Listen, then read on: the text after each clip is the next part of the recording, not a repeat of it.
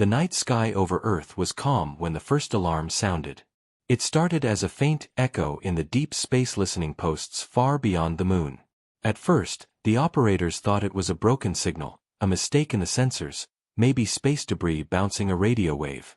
But then the signal repeated. It was not noise. It was a call for help. It carried a strange frequency, something no human code had ever used. The message was short and broken. It had only a few words, and those words sent a cold shiver down the commander's spine. Save her. Only one left. Hours later, a streak of fire crossed the dark sky. People in small towns and cities saw it like a falling star. It moved fast, too fast for any human-made craft. It tore through the clouds and crashed deep inside a quiet forest far from any city. Trees burned. Soil turned to glass. The ground shook like a giant had taken a step. Military drones were the first to arrive. What they found was not a rock or satellite. It was an escape pod, blackened, twisted, but still humming with a soft blue light. When they opened it, they did not find an alien. They found a human girl. She was young, no more than 12. Her skin was pale, her hair tangled, her lips dry. She wore a strange silver suit covered with glowing threads that pulsed like veins. Around her wrist was a band with unknown symbols. She was alive but barely breathing. Her heartbeat was weak, like a candle about to go out. Doctors rushed her to a secure medical base. Scientists stared at her in silence. Soldiers stood guard. Everyone asked the same question: how did a human child come from the stars? Days passed. The girl slept, trapped in a deep coma. Machines kept her alive. The band on her wrist refused to come off, and every time they tried, the machines in the lab lost power for a moment, as if the band was warning them. They scanned her DNA. It was human. They checked missing person records from every country. No match. They checked her fingerprints, her teeth, her eyes. No match. She was from Earth, but she was not. Then, one night, she woke up. Her eyes opened wide, glowing faintly in the dark. She looked around the white room and whispered only 3 words. They saved me. The nurse beside her froze. Who? He asked. Her voice cracked. The ones who left. And then she fell asleep again, tears rolling down her cheeks. News of the mysterious girl spread through the secret halls of Earth's leaders. Was she a spy? Was she a weapon? Or was she a victim of something much bigger? The signal that warned about her had stopped, but the telescopes caught a trace of where it came from. Far away, near a dying star system. There were no known colonies there, no human ships. Only ruins of an alien civilization that had been silent for centuries.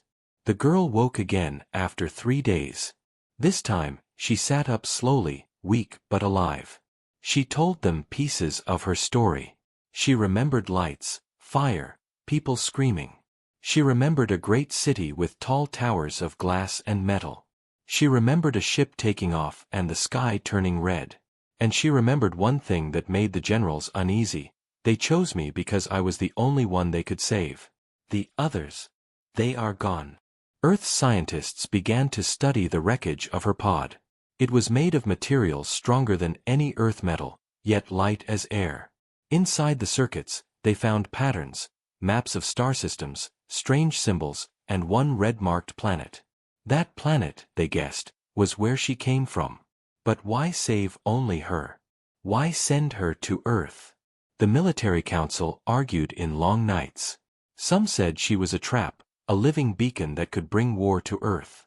Others said she was a warning, a cry for help from a world already burning. In the shadows of those meetings, one thing became clear: someone out there had made a choice. They saved only one human child, and by doing so, they had placed a burden on all of humanity. As weeks passed, the girl grew stronger. Her hair regained its shine, her voice stopped trembling, but her eyes always looked distant, like she was watching something far away. One night, she asked a soldier standing guard, "Will you help them?" He frowned. "Who?" She pointed to the stars. "The ones who saved me."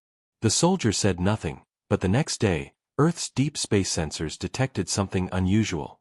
A fleet of unknown ships was moving, not toward Earth, but away from a dying sun. They were damaged, broken, their signals weak. They were not hunting. They were running. And in the silence of space, a new message arrived, one that would change everything. We saved her because she was the only one. Help us, or we all die. The world did not sleep after the message was received. It was short and broken, like a whisper carried across endless dark space. We saved her because she was the only one. Help us, or we all die. The leaders of Earth met in secret rooms, far from cameras and public ears. They looked at the strange symbols, the damaged ships fleeing a dying star, and the pale young girl who slept under heavy watch. Questions filled the air like smoke. Who were these aliens? Why did they save one human child? What enemy was so powerful that whole fleets were running from it? The girl, now awake for longer hours, sat quietly in her white hospital room. Her eyes followed the ceiling lights as if they reminded her of stars. She spoke more, slowly, carefully, like her memories were pieces of a broken mirror. They did not want to leave us, she whispered to a doctor one night. They had no choice. The sky was burning. They saved me because there was no time for anyone else. Her words reached the ears of generals and ministers. Some believed her. Others did not. It could be a trick, said one commander. A bait to pull us into a war that is not ours. But the evidence grew stronger each day. The alien fleet they had detected was not moving in attack formation. Their ships were broken, their energy low, their signals desperate. They sent more fragments of messages, begging for a safe harbor, offering technology, offering alliance, offering secrets of the stars in exchange for a chance to live.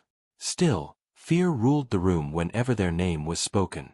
No one knew their true nature.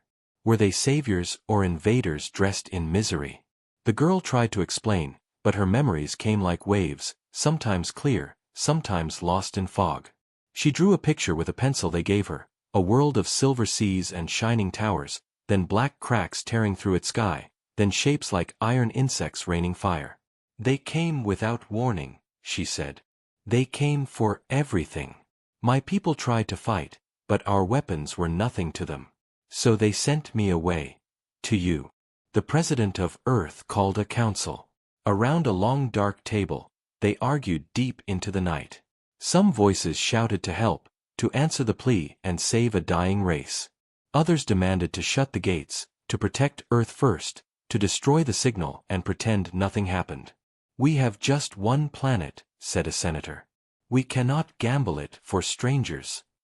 But another voice answered, calm and cold. They saved a human. That means they believe in us. If we turn away, what message does that send to the galaxy? Outside those rooms, the world felt a strange silence. News of the falling star had leaked. People whispered about the girl. Some called her an angel from space. Some called her a curse that would bring war to their homes. Soldiers guarded the base with steel and fire. Drones circled the skies. The girl heard them argue through the walls. She said nothing, only watched the stars each night through the small window, her hand pressing the glass.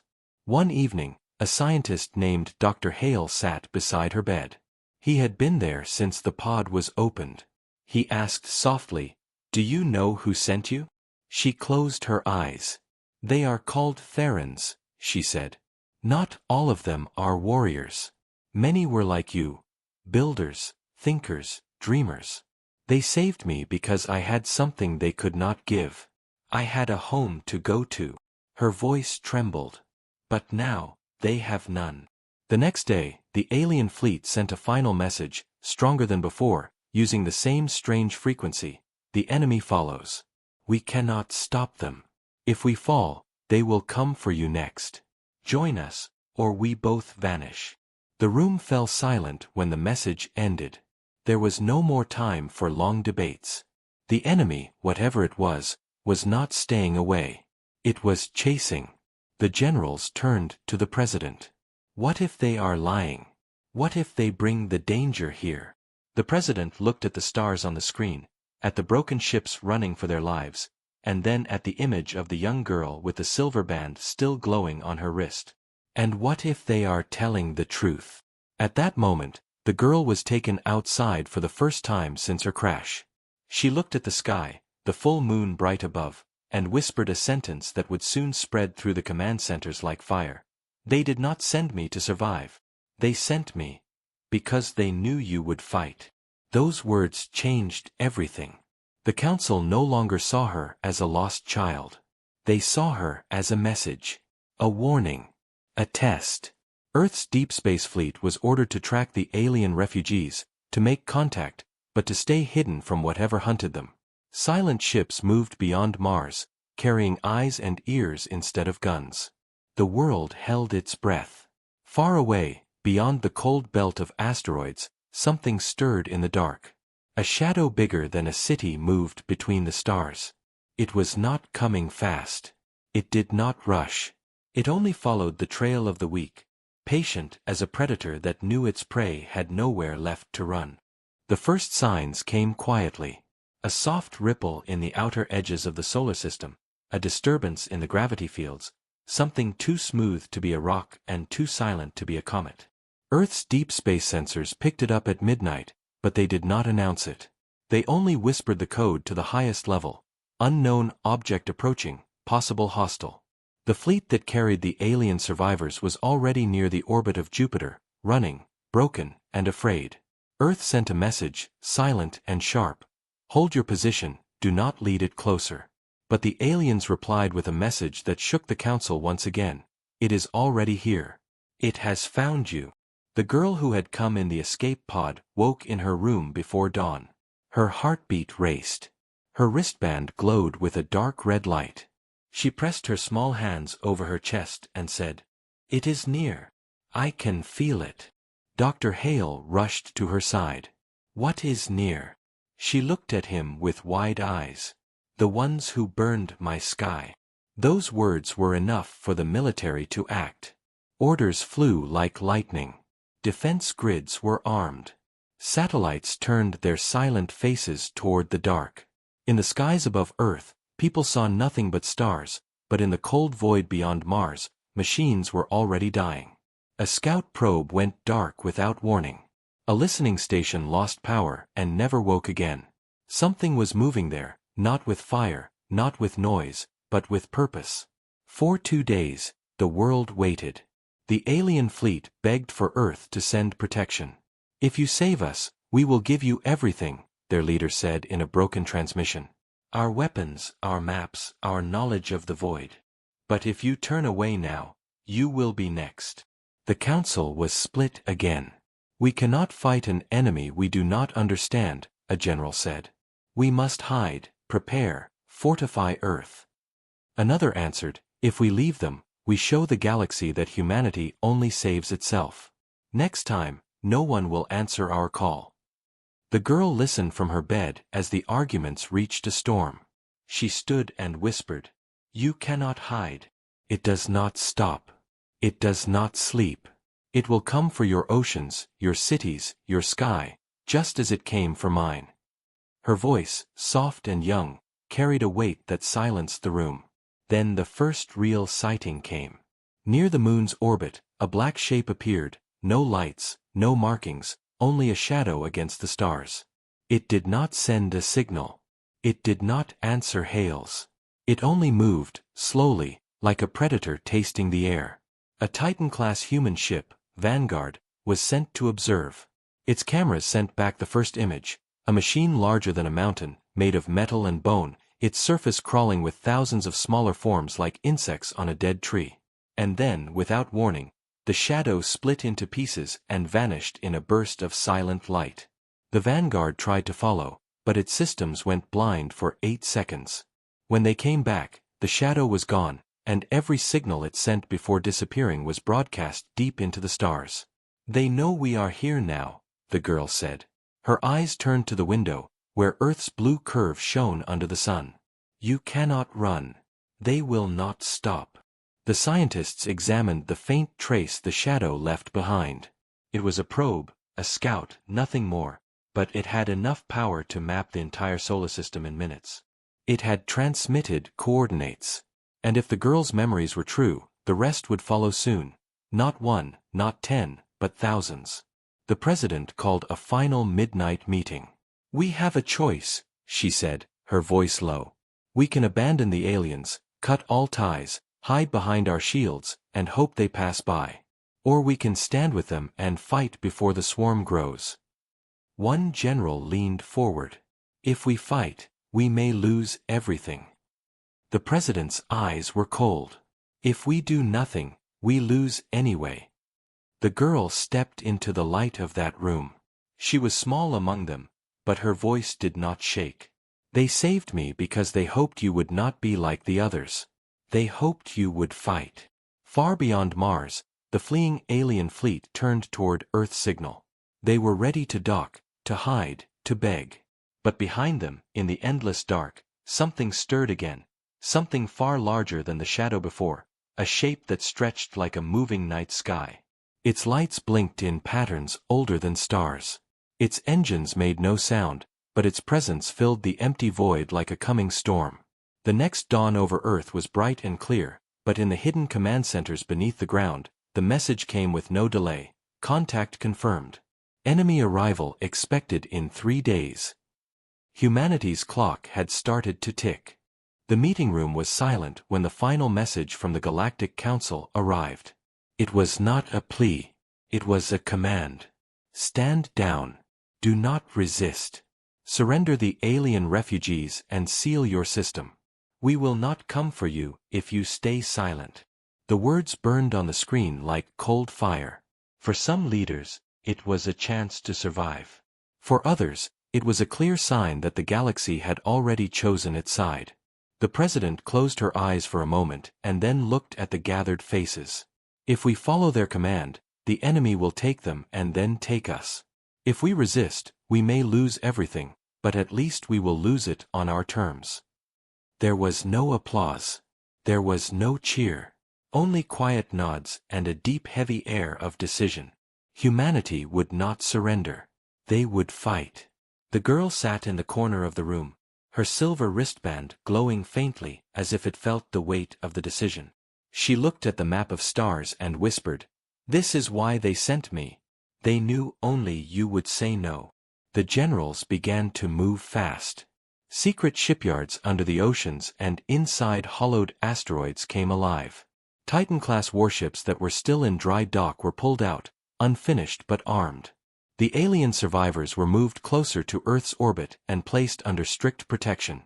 Engineers studied their damaged technology, mixing it with human steel and human fire. New weapons were born in days, things that had never been tested but had to work now or never. But as the fleet prepared, shadows grew on Earth itself. Not all humans agreed with the path chosen. Some believed the Council's warning was a lifeline. There were whispers of sabotage, strange accidents in shipyards, systems going dark for hours without reason. A Titan engine almost exploded during its first ignition. In the middle of that chaos, the girl came to Dr. Hale. "Someone here is helping them," she said, her voice cold now. "The enemy does not need to land if you destroy yourselves first." Her words made him uneasy. He checked the security reports and found signs, messages sent to unknown receivers, encrypted codes hidden in maintenance logs. Humanity was not only preparing for a war in the stars but a shadow war in their own home. 3 days passed like a heartbeat. The enemy was close. Telescopes showed vague outlines now, a shape like a crawling storm, too large to count, too cold to be alive. The president went before the cameras for the first time and told the world the truth. She did not speak of victory. She spoke of choice. "They saved one of our own when they could have left her. We will save them, even if the stars burn for it." People in cities listened in silence. Some cheered. Some cried.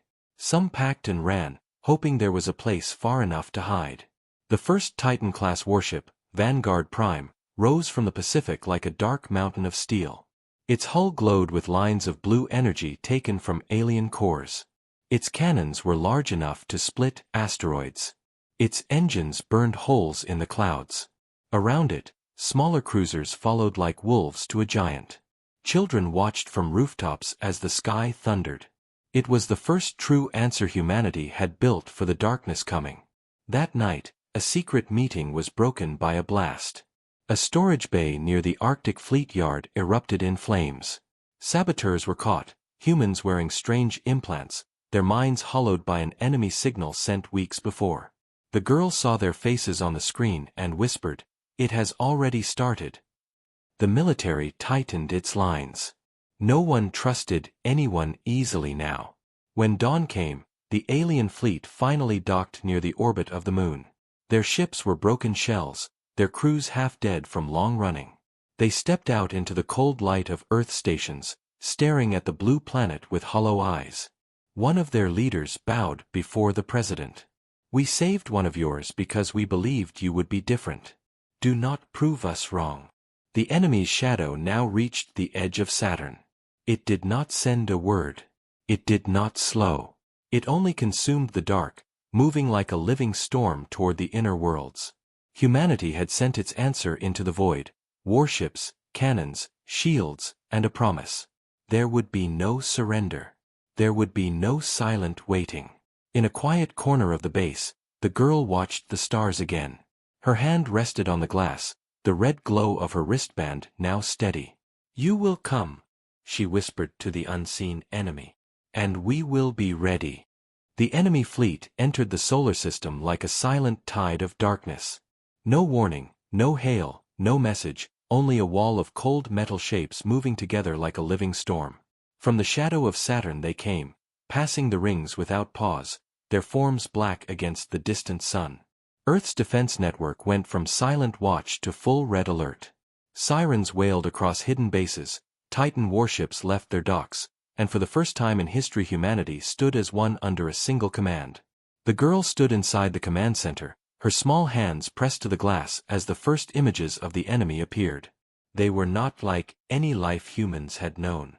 Their ships were sharp, crawling with spines and moving limbs, some turning slowly like predators sniffing the dark. Dr. Hale whispered, "Machines." The girl shook her head.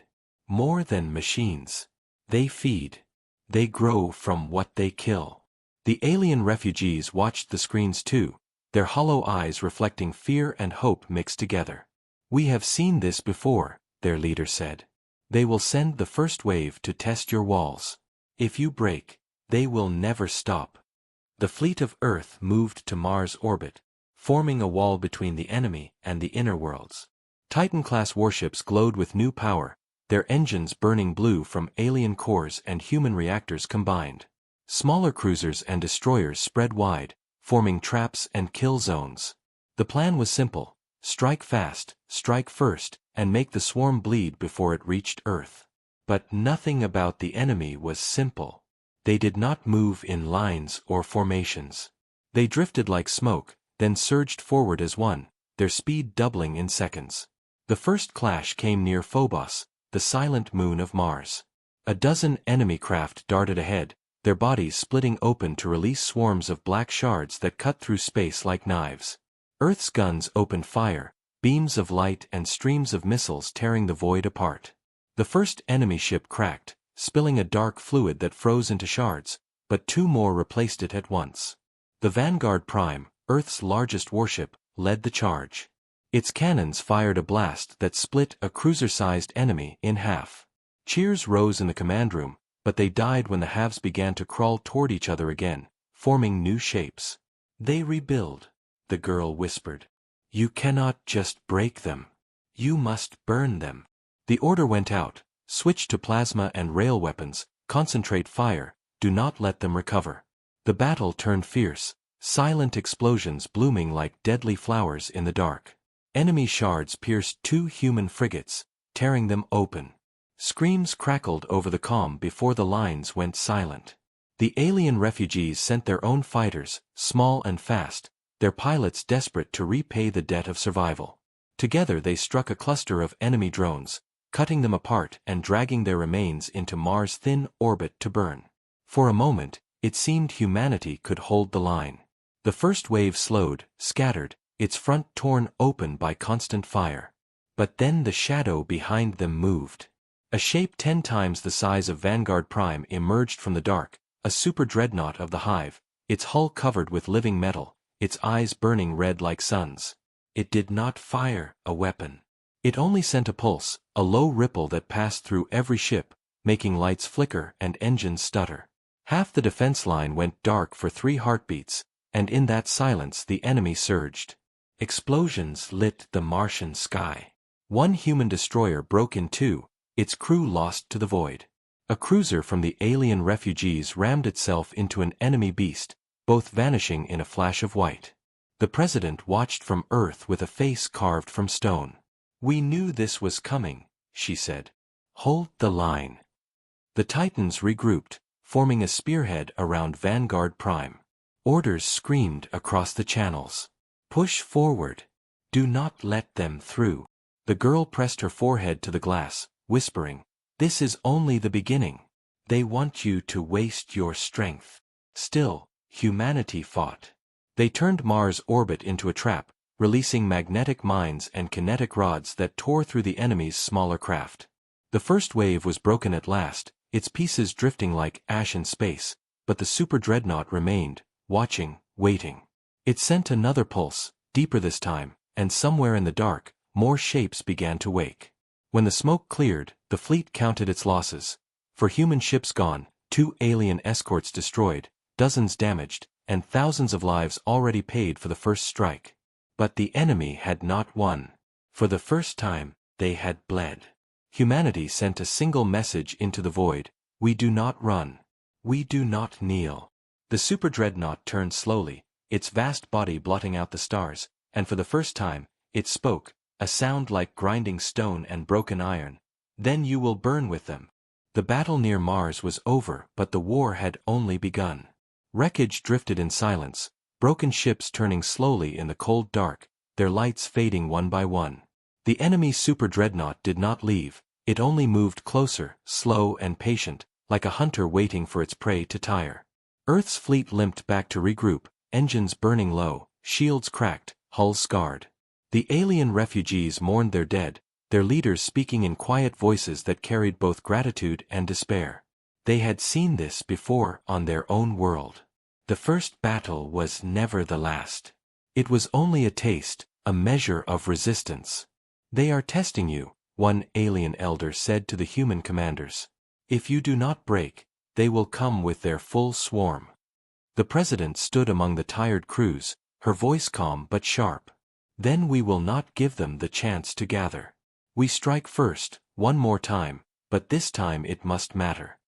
Inside a secure chamber beneath the Pacific Ocean, humanity prepared a desperate plan. The moon, long silent and gray, would become a weapon. Old mining tunnels were filled with new warheads. Railguns the size of towers were built in secret, powered by the alien cores they had been given. The plan was simple and deadly: lure the hive into Earth's gravity well and trap them between the moon and the planet, then fire everything at once and break their heart before the swarm could grow. But there was a cost. The blast might crack the moon or send debris raining on Earth. "If we do nothing, they will devour everything," the president said. "If we act, we might survive." The girl with the silver band walked among the workers as they armed the lunar weapons. She looked small in the vast tunnels, her eyes glowing faintly in the dim light. Dr. Hale asked her, "Will this stop them?" She shook her head. "It will not stop them forever. But it will show them you are not easy to take. They feed on weakness. Show them teeth." Her words spread through the crews like a cold fire, a reason to keep going when sleep was gone and fear was thick. Meanwhile, the enemy's super dreadnought sent another pulse, and this time the effect was worse. Satellites near Jupiter went dark. A supply convoy vanished without a trace. A hidden spy was caught trying to disable a Titan's main cannon. The enemy did not need to land, it was already inside their networks, whispering in weak minds, turning them against their own. The fleet tightened its ranks, communication lines were sealed, and still the shadow grew. Scanners showed more shapes gathering behind the dreadnought, a second wave, larger than the first. Humanity had days, maybe hours. On the 5th night after the first battle, the fleet assembled near Earth, forming a last shield before the blue planet. The moon's new weapons came online, their rails glowing with stored energy, their warheads humming like sleeping beasts. The alien survivors, now fewer than before, volunteered their remaining ships to act as bait. "We will lead them in," their commander said.